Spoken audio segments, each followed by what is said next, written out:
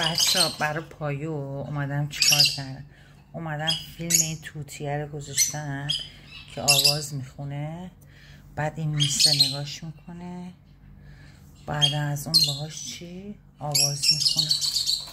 یا کن الان دنبال اینه که ببینه این صدا از کجا میاد. اینم این توتیه با موبایلم برش گذاشتم، نگاه کن چی جوره صدا میزنه، داره نگاه میکنه فیلمشون.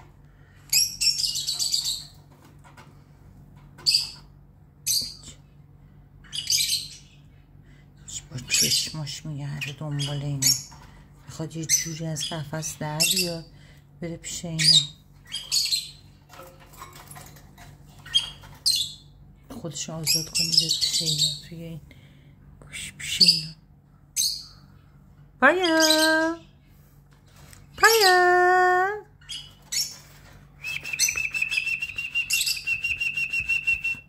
پایا.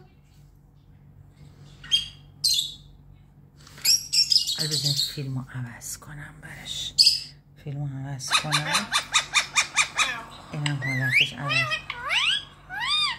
نه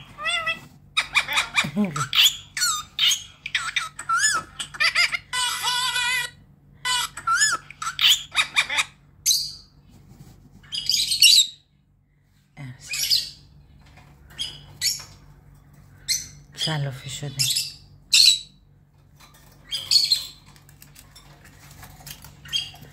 پایا بیا فیلم نگاه کن، پایا بیا فیلم نگاه کن، فیلم گذاشتم برات، بیا نگاه کن. آفرین پایا، بیا فیلمتو نگاه کن.